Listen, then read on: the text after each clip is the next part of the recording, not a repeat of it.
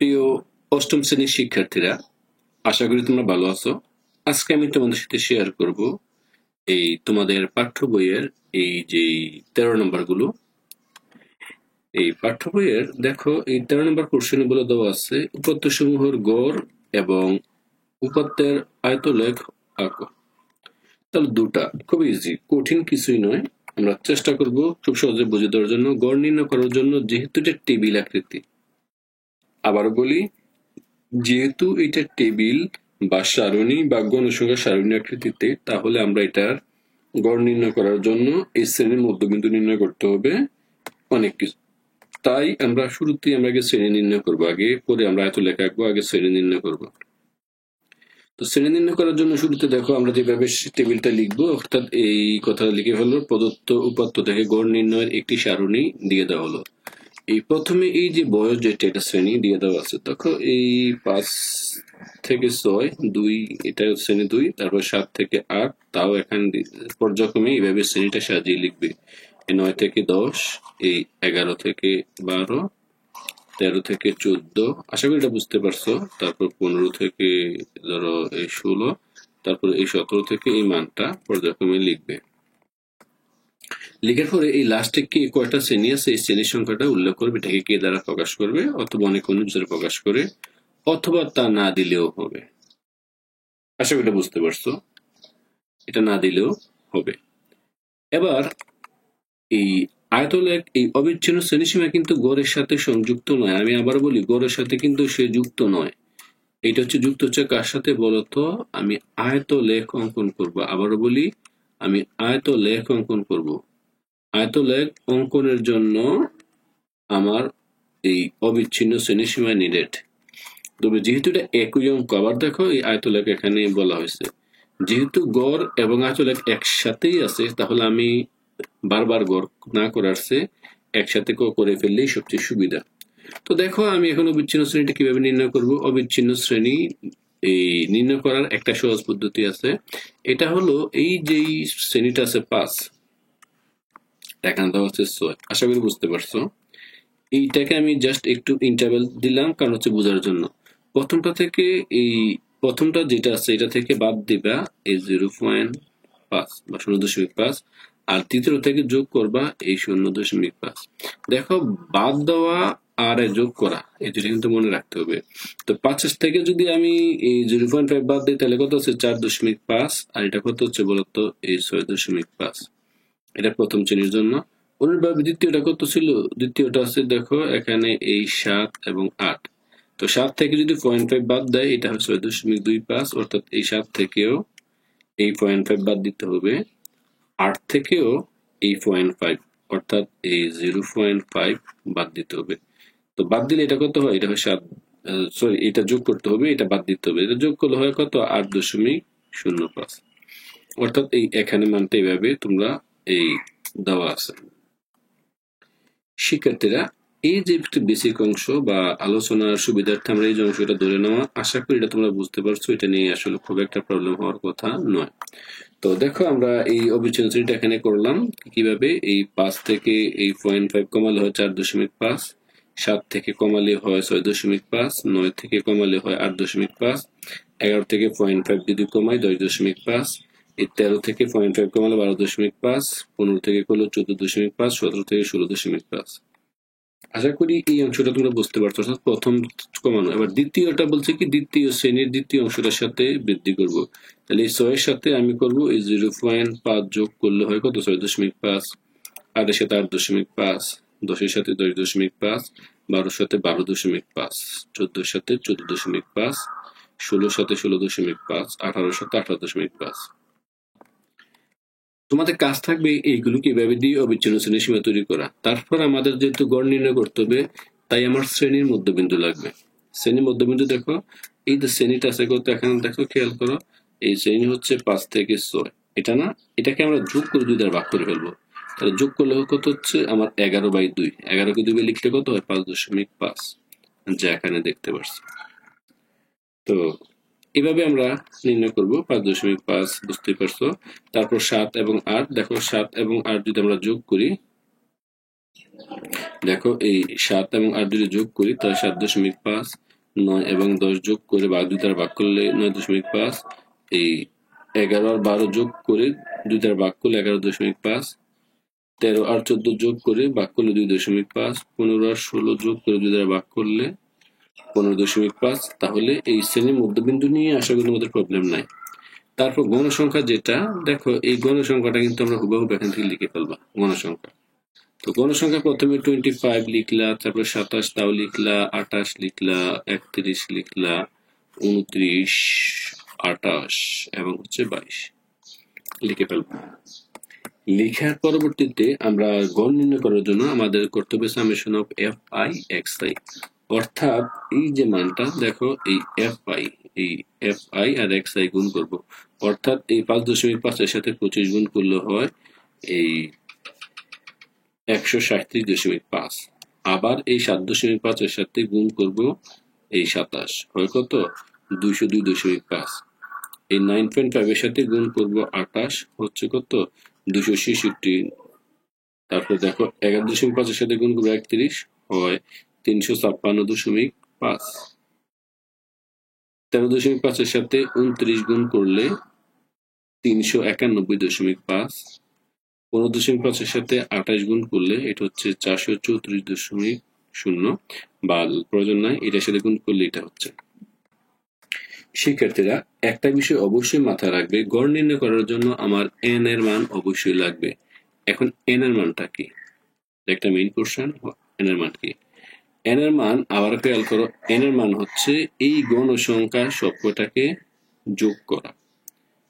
গণসংখ্যাকে যোগ করলে যেটা হয় এটা হচ্ছে 190, এটা এন এর মান।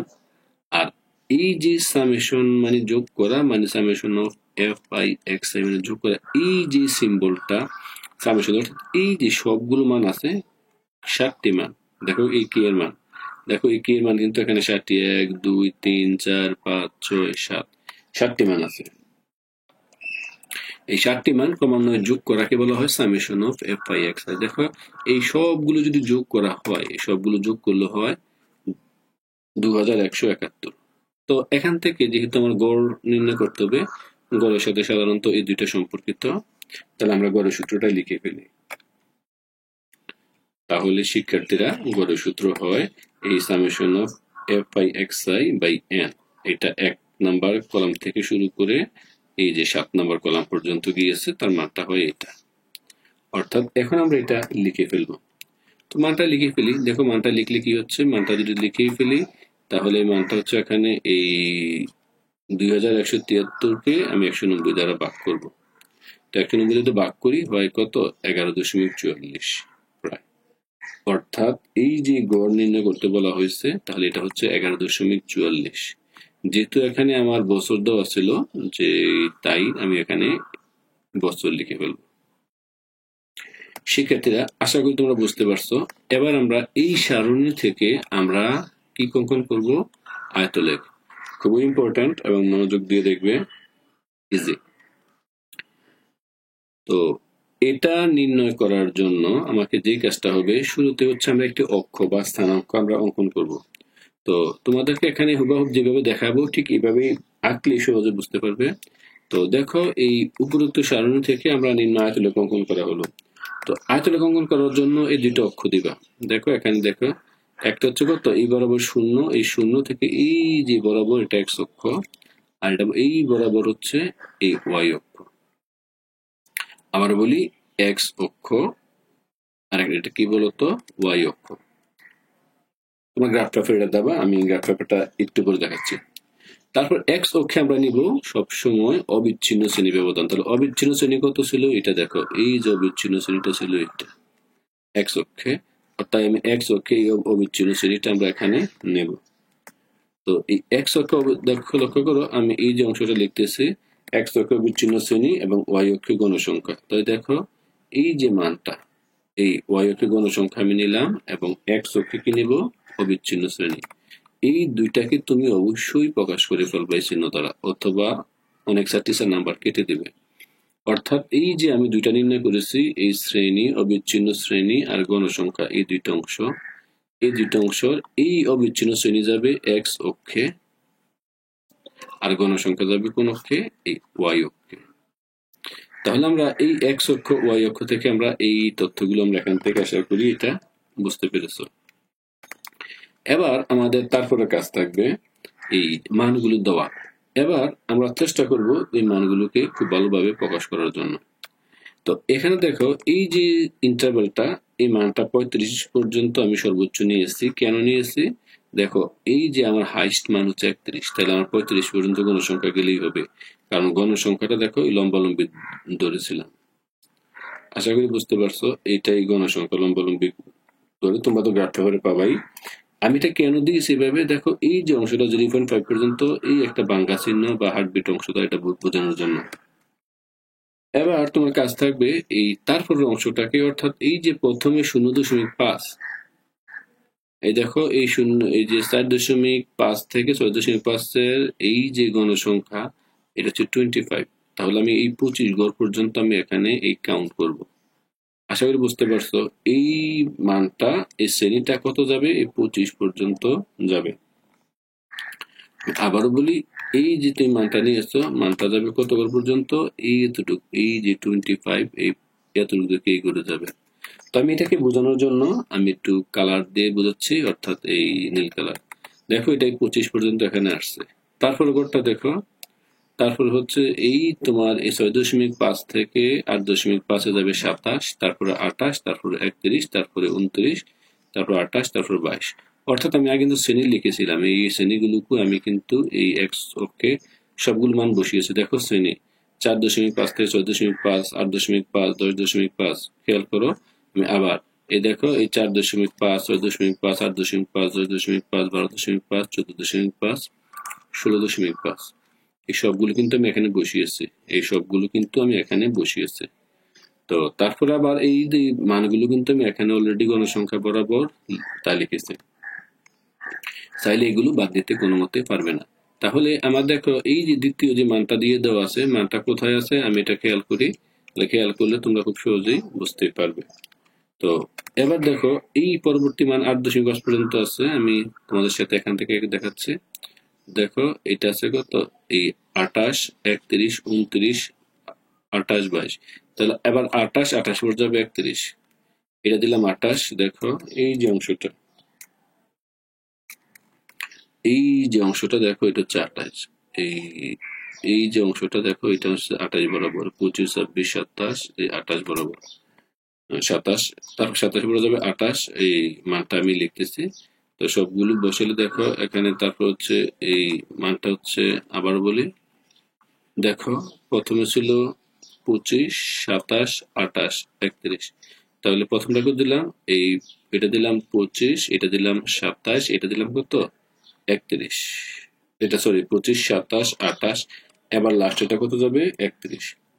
তাহলে আমরা এখান থেকে এই 31টা এঁকে ফেলবো। দেখো এই বরাবর আমাদের 31 হচ্ছে, 31 এবার কত আছে 31, 31, 29, 28, 22, আরো তিনটা আছে, এই তিনটা এই বরাবর 29, 28, 22। আমরা এই 29, 28, 22টা খুব সহজে নিয়ে যেতে পারি। 29, 28, এটা হচ্ছে তোমার 22 এবং লাস্টে এটা শেষ। অর্থাৎ তোমরা গ্রাফ পেপার এটা পর্যায়ক্রমে সাজাবা।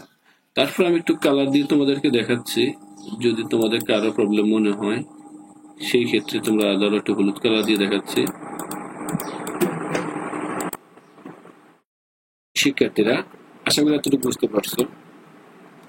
এটা যদি তোমরা স্পষ্ট করে পারো, তারপর তোমাদের কাজ থাকবে বাকিটাকে সলভ করে ফেলা, অর্থাৎ লাস্টে কিছু বর্ণনা লিখবে। এই যে শেষে যে বর্ণনাটি হচ্ছে কাগজে এই এক অক্ষ বরাবর এই 5 গড় সমান 2 একক। অর্থাৎ আমি এখানে দেখো এই বর্ণনাটা কিন্তু মাস্ট লাগবে, তোমাদের বোঝার সুবিধার্থে আমি লাল কালি দিয়ে দেখাচ্ছি যেন স্পষ্ট বোঝো।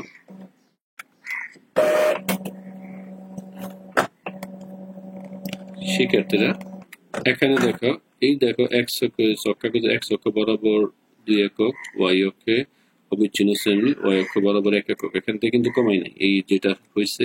আর এই কথাটা বলতে হবে। তারপর এই গণসংখ্যা সারণীর এই যে আয়তলেখ অঙ্কনে মানে যে তথ্যগুলো না করলে এটা বলতে হবে। তবে এক্স অক্ষে মূল বিন্দু থেকে 0.5 এটা একটা ভাঙ্গা চিহ্ন, দেখো আমি এরকম এরকম চিহ্ন দেখাচ্ছি, এটা ভাঙ্গা চিহ্ন। ভাঙ্গা চিহ্ন দিয়ে আগের ঘরগুলোর সাথে বিদ্যমান বোঝানো হয়েছে, অর্থাৎ শূন্য থেকে শুরু হয়েছে। শিক্ষার্থীরা, আজকে আলোচনা আশা করি তোমরা উপকৃত হয়েছো। সবাইকে অসংখ্য ধন্যবাদ।